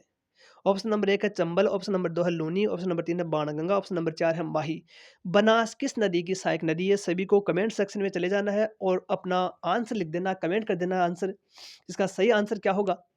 लगातार कमेंट रुकने नहीं चाहिए साथियों, चाहे आप लाइव सेशन ले रहे हो या फिर बाद में ले रहे हो, लाइव होने के बाद में, तो सभी को जब कभी भी आप देख रहे हो, चाहे इसको 1 साल बाद में देख रहे हो, 1 महीने बाद में, 10 दिन के बाद में, कभी भी आप इसको देख रहे हो, तो सभी को कमेंट करते रहना है। कमेंट करना है, हर एक क्वेश्चन के नीचे कमेंट चाहिए, तभी आपको मालूम चलेगा कि इसका सही आंसर क्या होगा। आपका आंसर सही है या गलत होगा, आपका सेल्फ एनालिसिस आप कर पाओगे। तो बनास किस नदी की सहायक नदी है? चंबल, लूनी, माही, बाणगंगा। सही आंसर ऑप्शन नंबर 1 चंबल नदी। चंबल नदी सही आंसर होगा इसका, चंबल नदी। क्वेश्चन नंबर 2 है माही बजाज सागर परियोजना कहाँ विकसित की गई है? माही बजाज सागर परियोजना कहाँ विकसित की गई है? ऑप्शन नंबर 1 है बांसवाड़ा में, ऑप्शन नंबर 2 है डूंगरपुर में, ऑप्शन नंबर 3 है उदयपुर में, ऑप्शन नंबर 4 है कोटा में। कमेंट सेक्शन में जाइए, इसका आंसर बता दीजिए साथियों, सभी को कमेंट्स करना है, बिल्कुल भी कंजूसी नहीं करनी है। सेल्फ एनालिसिस तभी होगा आपका कि आपने आंसर क्या दिया है, तो कमेंट्स कर दीजिए साथियों। जो है एनसीईआरटी टेस्ट सीरीज आपके सामने है साथियों। कक्षा 6 के टॉपिक वाइज क्वेश्चन आपके सामने है साथियों। जितने क्वेश्चन बन सकते हैं सभी क्वेश्चन को समेटने का प्रयास किया हमने, सभी क्वेश्चनों को रखने का प्रयास किया है। कक्षा 6 एनसीईआरटी सार संग्रह के अंतर्गत है, चल रही है साथियों। कक्षा 6 के जितने भी क्वेश्चन बन रहे हैं आपके सामने है, टॉपिक वाइज क्वेश्चन आपके सामने साथियों। तो माही बजाज सागर परियोजना है साथियों, कहाँ पर है? तो माही बजाज सागर परियोजना ऑप्शन नंबर 1 बांसवाड़ा सही इसका आंसर हो जाएगा। नेक्स्ट क्वेश्चन है पश्चिमी राजस्थान में जल संरक्षण के लिए घर में बनाई गई कुएं-नुमा संरचना क्या कहलाती है? पश्चिमी जो राजस्थान हमारा, जैसलमेर, बाड़मेर है, गंगानगर है, बीकानेर है, जोधपुर है। तो पश्चिमी राजस्थान में जल संरक्षण के लिए घर में बनाई गई कुएं-नुमा संरचना क्या कहलाती है? ऑप्शन नंबर 1 है खड़ीन, ऑप्शन नंबर 2 है जोहड़, ऑप्शन नंबर 3 है टांका और ऑप्शन नंबर 4 इनमें से कोई नहीं। सभी को कमेंट्स कर देना इसका आंसर क्या होगा। बार-बार पूछा जाने वाला क्वेश्चन, तगड़ा क्वेश्चन है साथियों। कि पश्चिमी राजस्थान में जल संरक्षण के लिए कौन-सी संरचना कुएं-नुमा है? इनमें से कौन-सा आंसर होगा? खड़ीन, टांका, जोहड़, इनमें से कोई नहीं। ऑप्शन नंबर 3 टांका। अर्जुन की गंगा किस नदी को कहते हैं? अर्जुन की गंगा किस नदी को कहते हैं? अर्जुन की गंगा। ऑप्शन नंबर 1 है बाणगंगा, ऑप्शन नंबर 2 है सोम, ऑप्शन नंबर 3 है माही, ऑप्शन नंबर 4 है बनास।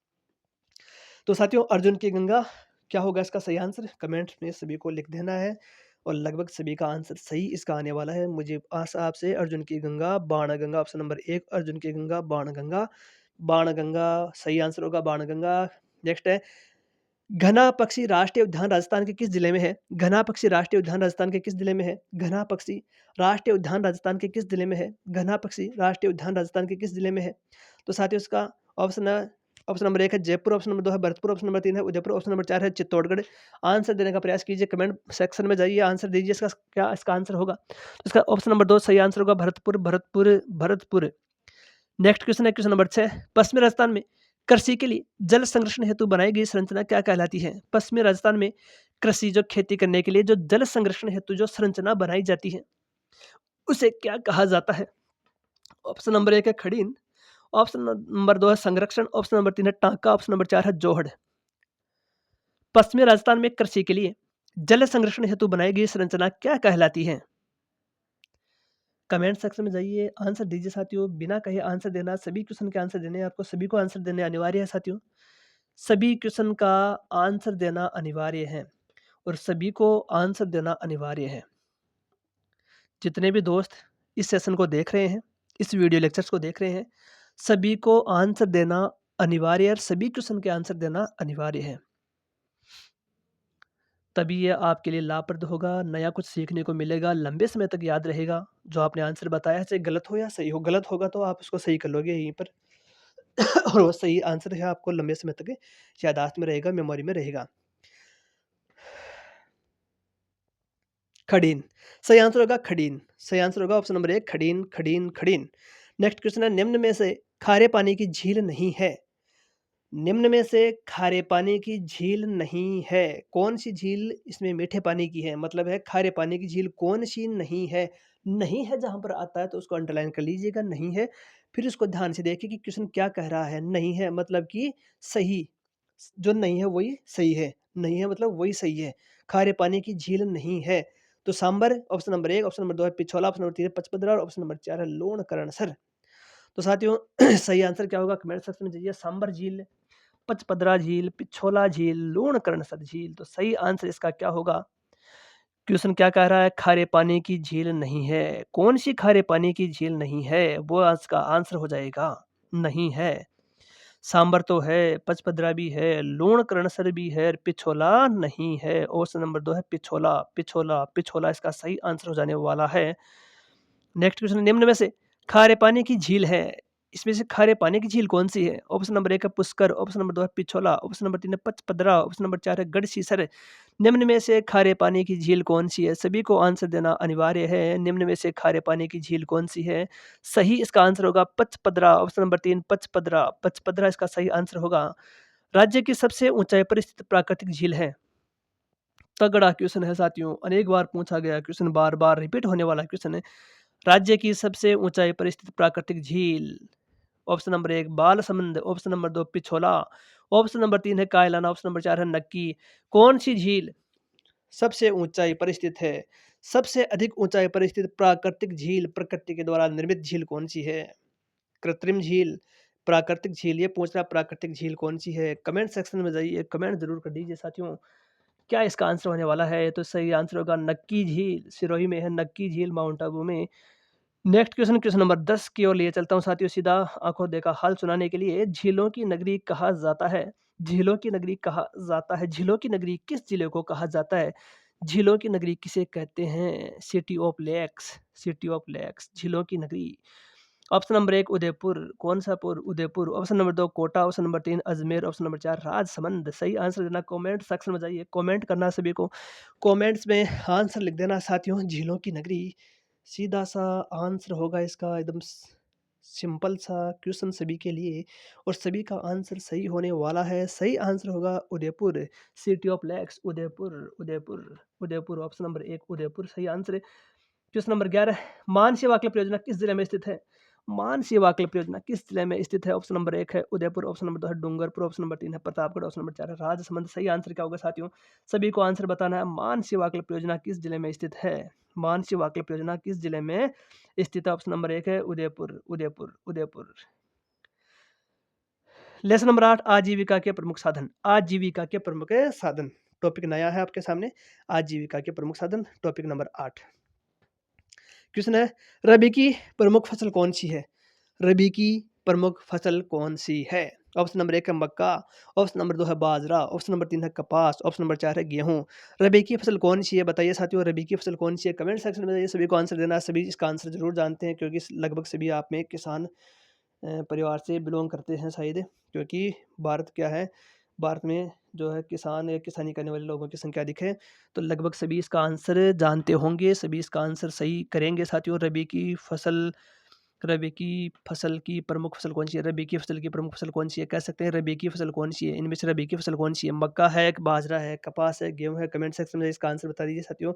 तो रबी की फसल है गेहूं, गेहूं इसका सही आंसर होगा साथियों। नेक्स्ट है, मरुस्थलीय राजस्थान में सर्वाधिक बोया जाने वाला खाद्यान्न कौन सा है? मरुस्थलीय राजस्थान में सर्वाधिक बोया जाने वाला खाद्यान्न कौन सा है? ऑप्शन नंबर 1 है गेहूं, ऑप्शन नंबर 2 है बाजरा, ऑप्शन नंबर 3 है चावल, ऑप्शन नंबर 4 है मक्का। सही आंसर देना सभी को, कमेंट सेक्शन में इसका आंसर लिखना है। सही आंसर क्या होगा साथियों? मरुस्थल राजस्थान में सर्वाधिक बोया जाने वाला खाद्यान्न है ऑप्शन नंबर 2 बाजरा। क्या है? बाजरा। क्या है? बाजरा। क्वेश्चन नंबर 3 है, देश के माल को बाहर भेजना क्या कहलाता है? देश का जो माल है उसको बाहर भेजना क्या कहलाता है? कि भारत में जो निर्मित जो वस्तुएं हैं उनको यदि हम देश के बाहर अन्य देशों में भेजते हैं, एक्सपोर्ट करते हैं, तो उसे क्या कहा जाता है? ऑप्शन नंबर 1 है आयात, ऑप्शन नंबर 2 है निर्यात, ऑप्शन नंबर 3 है खनन, ऑप्शन नंबर 4 है रोजगार। सही आंसर क्या होगा साथियों? तो सही इसका आंसर होगा निर्यात, एक्सपोर्ट, एक्सपोर्ट, निर्यात, निर्यात, निर्यात। अतिवृष्टि का क्या अर्थ है?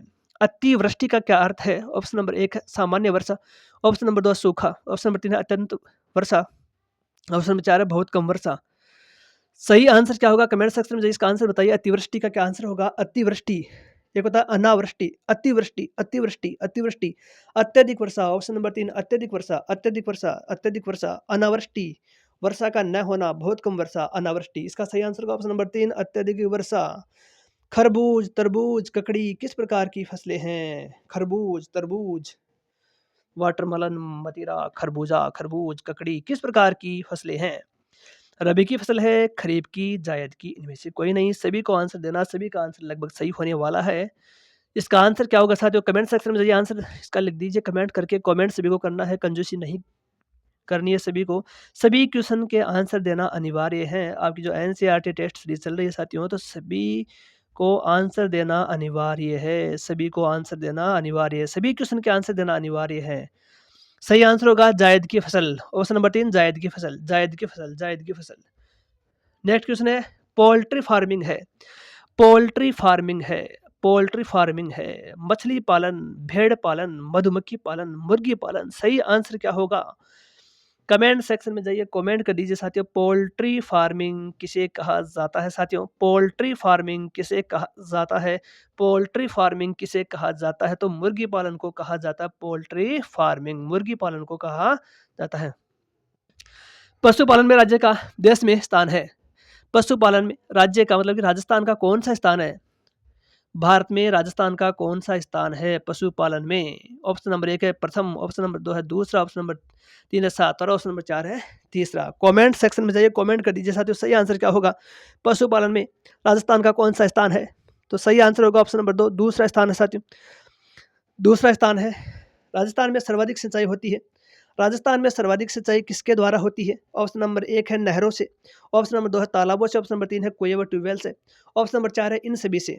राजस्थान में सर्वाधिक सिंचाई होती है साथियों, नहरों से होती है, तालाबों से होती है, कुएं व ट्यूबवेल से होती है, इन सभी से होती है। बताइए, कमेंट कीजिए, बताइए साथियों। और इस वीडियो को सभी दोस्तों में शेयर अवश्य कर दीजिए ताकि सभी इसका लाभ उठा सकें। शेयर अवश्य कर देना। कमेंट्स लगातार चलते रहने चाहिए, रुकने नहीं चाहिए। कमेंट्स ईमानदारी से सभी को कमेंट्स कर देना साथियों। सही आंसर होगा ऑप्शन नंबर 3, कुएं व ट्यूबवेल से, कुएं व ट्यूबवेल से, कुएं व ट्यूबवेल से। राजस्थान में सबसे कम सिंचाई होती है। राजस्थान में सबसे कम सिंचाई होती है। राजस्थान में सबसे कम सिंचाई होती है किसके द्वारा? ऑप्शन नंबर 1 नहरों से, ऑप्शन नंबर 2 तालाबों से, ऑप्शन नंबर 3 है कुएं और ट्यूबवेल से, ऑप्शन नंबर 4 है इनमें से कोई नहीं। इसका आंसर देना कमेंट सेक्शन में, इसका आंसर बताइए साथियों। सबसे कम सिंचाई किसके द्वारा होती है? सबसे अधिक तो कुएं और ट्यूबवेल से होती है, सबसे कम किससे होती है? तालाबों से। ऑप्शन नंबर 2 है तालाबों से, तालाबों से, तालाबों से। तगड़ा क्वेश्चन, बहुत ही शानदार क्वेश्चन। राजस्थान में मानसून का जुआ कहा जाता है, गैम्बल ऑफ मानसून किसे कहा जाता है? राजस्थान में मानसून का जुआ किसे कहा जाता है? बार बार रिपीट होने वाला क्वेश्चन, और अगली एग्जाम में देख लेना, ये क्वेश्चन आपके सामने होगा। ऑप्शन नंबर 1 है पशुपालन को, ऑप्शन नंबर 2 है वर्षा को, ऑप्शन नंबर 3 है कृषि को, ऑप्शन नंबर 4 है अकाल को। मानसून का जुआ किसे कहा जाता है? राजस्थान में भी और भारत में भी, दोनों का सेम आंसर होगा। कमेंट सेक्शन में जाइए, आंसर बताइए साथियों। भारत राजस्थान में मानसून का जुआ किसे कहा जाता है? तो ऑप्शन नंबर 3 कृषि को, कृषि को मानसून का जुआ कहा जाता है, कृषि को मानसून का जुआ कहा जाता है। चैप्टर नंबर 9, राजस्थान में आधारभूत सेवाएं। राजस्थान में आधारभूत सेवाएं, राजस्थान में आधारभूत सेवाएं, राजस्थान में आधारभूत सेवाएं। ऑप्शन, क्वेश्चन नंबर 1, 2011 की जनगणना के आधार पर राजस्थान की कुल साक्षरता प्रतिशत है। 2011 की जनगणना के आधार पर राजस्थान की कुल साक्षरता प्रतिशत है। ऑप्शन नंबर 1 है 79.19%, ऑप्शन नंबर 2 है 52.12%, ऑप्शन नंबर 3 है 66.11%, ऑप्शन नंबर 4 है इनमें से कोई नहीं। साथियों, सीधे सीधे क्वेश्चन देख लेना हमारे हर एक वीडियो लेक्चर्स के द्वारा। बहुत से क्वेश्चन पढ़ने वाले हैं एग्जाम में, चाहे कोई भी एग्जाम हो, चाहे आरएएस की एग्जाम हो, लैब असिस्टेंट की हो, RPC first grade, second grade, third grade की एग्जाम हो, चाहे सीईटी की एग्जाम हो, वीडियो की हो, पटवार की हो, असिस्टेंट प्रोफेसर की हो, कोई भी एग्जाम हो साथियों, सभी एग्जाम्स के लिए रामबाण सिद्ध होने वाली है ये वीडियो लेक्चर से। और सभी एग्जाम्स के लिए ब्रह्मास्त्र रहेगी एनसीईआरटी टेस्ट सीरीज। देख लेना साथियों, जब एग्जाम आए तो मिला लेना कि कितने क्वेश्चन मिल रहे हैं हमारे टेस्ट सीरीज से। 2011 की जनगणना के आधार पर राजस्थान की कुल साक्षरता प्रतिशत 66.11, ऑप्शन नंबर 3 66.11, 66.11। 108 निःशुल्क आपातकालीन सेवाएं संबंधित है। 108 निःशुल्क आपातकालीन सेवाएं संबंधित है शिक्षा सेवा से, स्वास्थ्य सेवा से, संचार सेवा से, बैंक सेवा से। सही आंसर क्या होगा? कमेंट सेक्शन में जाइए, आंसर बता दीजिए साथियों। इसका सही आंसर होगा ऑप्शन नंबर 2, स्वास्थ्य सेवा। नेक्स्ट क्वेश्चन है, 2011 की जनगणना के आधार पर राजस्थान में महिला साक्षरता प्रतिशत है। 2011 की जनगणना के आधार पर राजस्थान में महिला साक्षरता प्रतिशत है। 2011 की जनगणना के आधार पर राजस्थान में महिला साक्षरता प्रतिशत है। ऑप्शन नंबर 1 है 79.19%, ऑप्शन नंबर 2 है 52.12%, ऑप्शन नंबर 3 है 66.11%, ऑप्शन नंबर 4 है इनमें से कोई नहीं, इनमें से कोई नहीं। महिला साक्षरता कितनी है? कमेंट सेक्शन में जाना है, इसका आंसर बताने का प्रयास सभी को करना है कि महिला साक्षरता कितने प्रतिशत है। राजस्थान में महिला साक्षरता कितने प्रतिशत है? तो साथियों, इसका सही आंसर होगा ऑप्शन नंबर 2, 52.12%। एक और तगड़ा क्वेश्चन साथियों आप सभी के लिए। राजस्थान में निःशुल्क एवं अनिवार्य शिक्षा किस आयु वर्ग के बच्चों के लिए है? राजस्थान में निःशुल्क एवं अनिवार्य शिक्षा किस आयु वर्ग के बच्चों के लिए है? ऑप्शन नंबर 1 7 से 14 वर्ष, ऑप्शन नंबर 2 6 से 14 वर्ष, ऑप्शन नंबर 3 है 6 से 15 वर्ष, ऑप्शन नंबर 4 है 5 से 10 वर्ष। सही आंसर क्या होगा? सभी को आंसर देने का प्रयास करना है कि राजस्थान में निःशुल्क एवं अनिवार्य शिक्षा किस आयु वर्ग के बच्चों के लिए है? सही आंसर देना सभी को। सही आंसर देना है ऑप्शन नंबर 2 इसका सही आंसर होगा 6 से 14 वर्ष। तगड़ा क्वेश्चन है साथियों, गांठ बांध लेना, हर एग्जाम में क्वेश्चन देखने को मिल जाता है 6 से 14 वर्ष।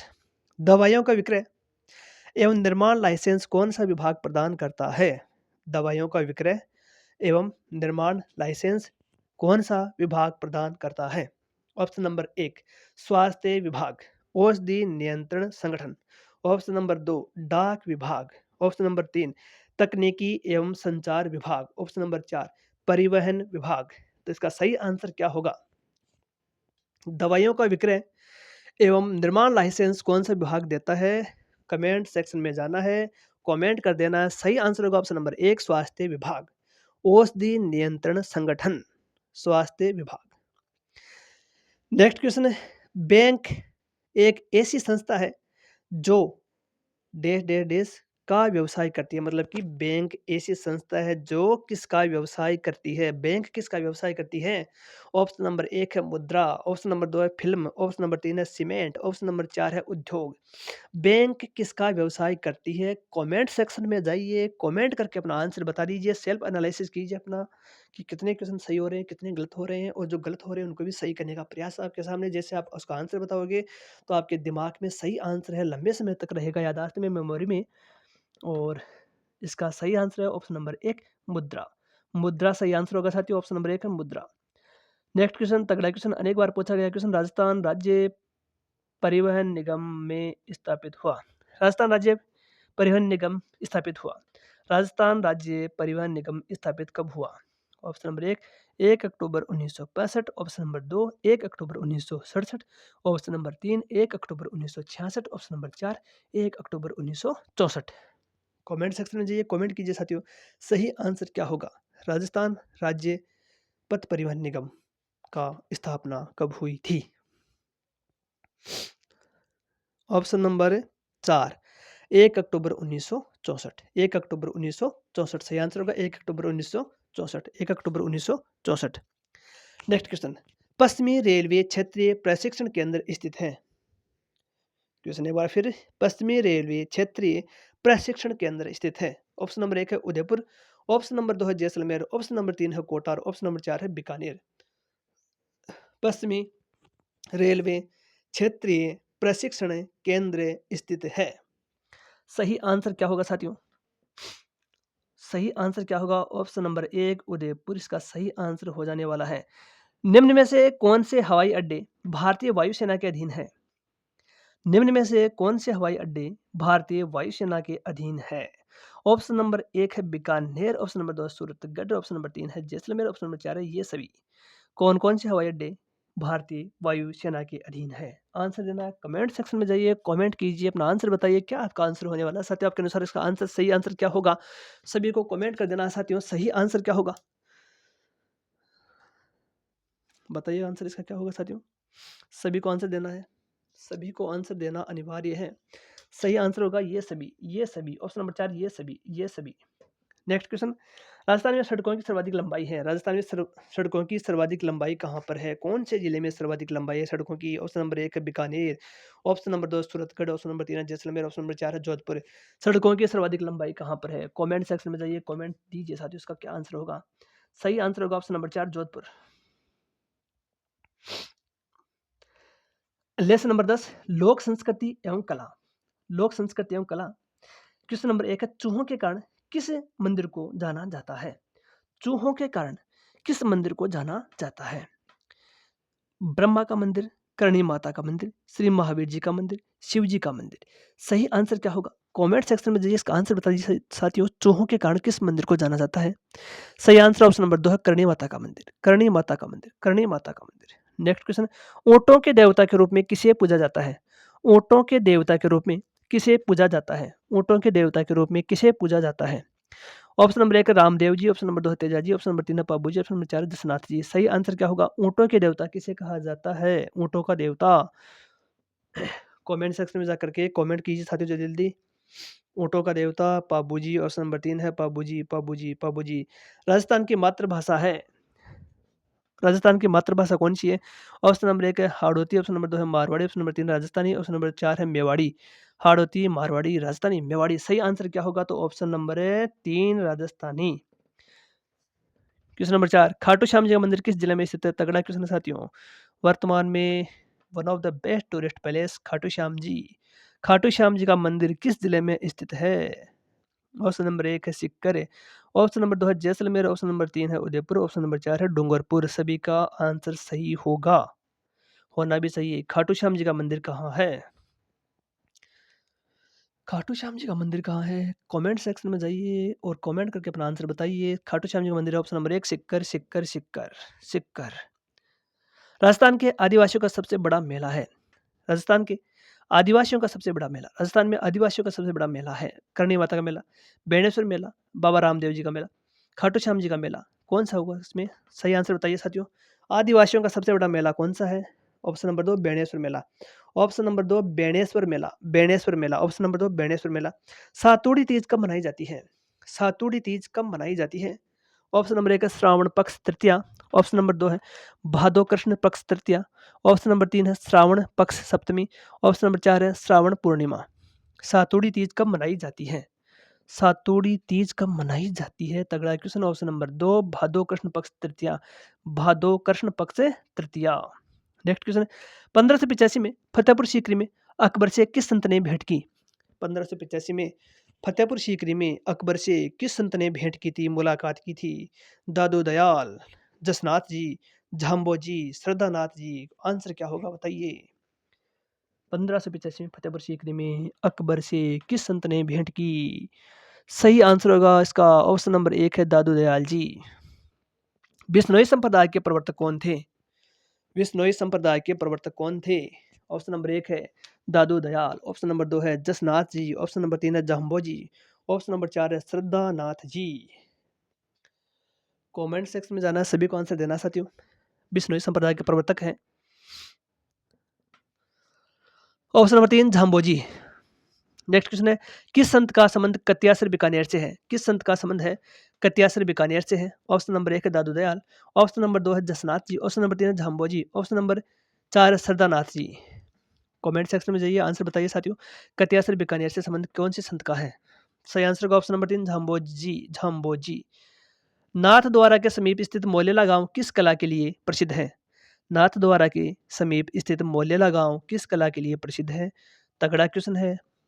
ऑप्शन नंबर 1 है उस्ता कला, ऑप्शन नंबर 2 है टेराकोटा, ऑप्शन नंबर 3 है थेवा कला और ऑप्शन नंबर 4 है ब्लू पोट्री। मोलेला गांव बताइए साथियों। सही आंसर होगा ऑप्शन नंबर 2 टेराकोटा। थेवा कला के लिए कौन सा जिला प्रसिद्ध है? तगड़ा क्वेश्चन है साथियों, सभी को आंसर देना। कमेंट सेक्शन में आंसर बताइए साथियों। कमेंट सेक्शन में जाइए और आंसर बताइए। थेवा कला के लिए कौन सा जिला प्रसिद्ध है? थेवा कला। ऑप्शन नंबर 1 है प्रतापगढ़, ऑप्शन नंबर 2 है उदयपुर, ऑप्शन नंबर 3 है जैसलमेर, ऑप्शन नंबर 4 है बाड़मेर। क्या होगा इसका आंसर साथियों? Option number 1 Pratapgarh. कौन सा गढ़? प्रतापगढ़, प्रतापगढ़ सही आंसर होगा प्रतापगढ़। काष्ठ कला का प्रधान केंद्र कौन सा है? काष्ठ कला का प्रधान केंद्र कौन सा? ऑप्शन नंबर 1 है प्रतापगढ़, ऑप्शन नंबर 2 है मावली उदयपुर, ऑप्शन नंबर 3 है पोखरण जैसलमेर, ऑप्शन नंबर 4 है बस्सी चित्तौड़गढ़। काष्ठ कला का प्रधान केंद्र कौन सा? कमेंट सेक्शन में जाइए, इसका आंसर बताइए। इसका सही आंसर क्या होने वाला है साथियों? अपने अनुसार बता दीजिए सभी। ऑप्शन नंबर 4 है बस्सी चित्तौड़गढ़, बस्सी चित्तौड़गढ़। तो दोस्तों एनसीईआरटी टेस्ट सीरीज के अंतर्गत कक्षा 6 के टॉपिक वाइज सभी क्वेश्चनों का समावेश हमने इस वीडियो लेक्चर्स के माध्यम से आपके सामने प्रस्तुत किया। हमारा प्रयास आपको कैसा लगा? उम्मीद करता हूं कि वीडियो लेक्चर्स और दी गई जानकारी आपको पसंद आई होगी। हमारा टेस्ट सीरीज का पहला एपिसोड आपको पसंद आया होगा। यदि आपको ये एपिसोड अच्छा लगा तो इसे लाइक, कमेंट, शेयर और हाइप अवश्य कीजिए। चैनल को सब्सक्राइब और बेल आइकन को प्रेस अवश्य कर लीजिए। साथियों कमेंट करके आप अपने सुझाव भी दे सकते हो किस प्रकार से आपके लिए फायदेमंद रहा है साथियों। तो उम्मीद करता हूँ कि वीडियो लेक्चर आपको अच्छा लगा होगा, पसंद आया होगा। इसके द्वारा आपको नया कुछ सीखने को मिला होगा। इसके द्वारा आपका थोड़ा-सा भी ज्ञान अर्जन या ज्ञानवर्धन हुआ है तो चैनल को सब्सक्राइब कर लीजिए, बेल आइकन को प्रेस अवश्य कीजिए, वीडियो को लाइक, कमेंट, शेयर और हाइप अवश्य कीजिए। तो दोस्तों आज के लिए इतना ही, मिलते हैं किसी नए टॉपिक, नए वीडियो के साथ। तब तक के लिए स्वस्थ रहिए, मस्त रहिए और चैनल पर बने रहिए। धन्यवाद साथियों, जय हिंद, जय भारत।